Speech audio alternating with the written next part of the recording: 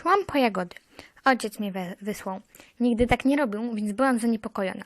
Ledwo co oddaliłam się od rodzinnej wsi, usłyszałam hałas. Ktoś z okrzykiem zbliża się do mnie. Byłam przerażona. Słyszałam krzyki. Idą! To chyba Turcy! Zostawcie moją córkę! Wróciłam się w kierunku zbliżającej się do mnie osoby, ale było już za późno na ucieczkę. Wojownik dołączył mnie do Rowtyki, mojej sąsiadki i paru innych kobiet. Szłyśmy długą drogę. Całą przepłakałam. Co teraz będzie? Zastanawiałam się. Kiedy próbowałam obejrzeć się w stronę Rowtyki, zostałam uderzona. Nie jestem śmieciem! Krzyczałam. Oberwało mi się jeszcze bardziej. O, jak ja się bałam. Doszłyśmy wreszcie na jakiś targ.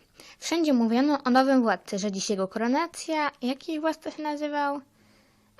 Sułtan. Wykupił nas zarządca sułtańskiego haremu. Mówił, nowy sułtan, nowe kobiety.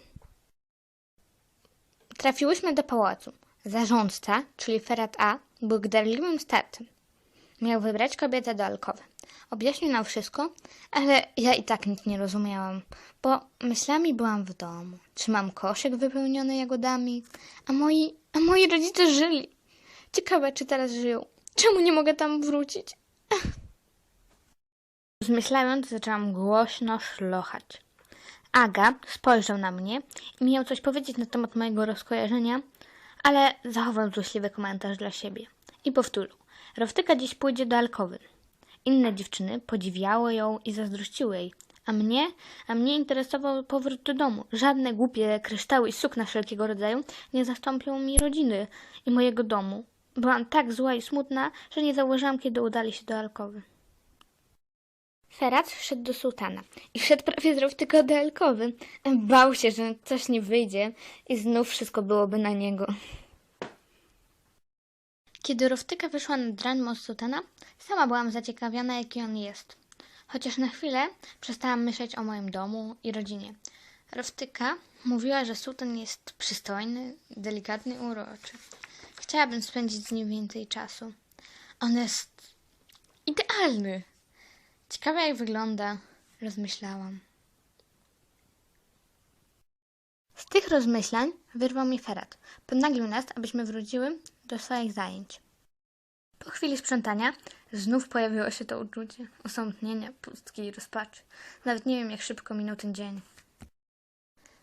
Ale położyłam się do posłania i śniłam o domu. Wracałam do domu. Przed chatą stała moja mama, szyła mi nową suknię. Mój ojciec ścinał drzewa w pobliżu. Weszłam do domu, a tam stał jakiś mężczyzna. Wtedy obudziłam się nagle. Byłam zapłakana. Przede mną stał Ferhat A. Spojrzałam na niego zapłakanymi oczyma. Środek nocy, cały harem obudzisz, powiedział wściekły. A co ja takiego robię? Co robisz? Co robisz? Krzyczysz na cały harem, rzekł oburzony. Odszedł, a ja zasnęłam już na dobre. Rano zaczęłam płakać. Chwyciłam za naszyjnik od matki i targnęłam się na swoje życie. Aby nikt nie zauważył mojej rady, poszłam do pracy. Ferhat A tłumaczył, jak mamy się zachować w stosunku do niego, sułtana i sułtanek, a także innych ważnych osób. W pewnym momencie zrobiło mi się słabo. Czułam, że niedługo będę w niebie i w domu i uwolnię się od tego pałacu. Z tych rozmyśleń wyrwał mnie krzyk Ferhata. Jest tu!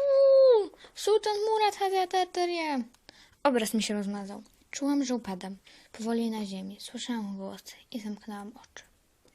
Kiedy Nasalin upadła, podbiegł do niej sam sułtan, a za nim Ferhat A, krzycząc: wezwać medyczkę! Po chwili wyjąknął: wybacz pani. Sułtan natomiast potrząsał Nasalin i patrzył na nią inaczej niż na wszystkie inne.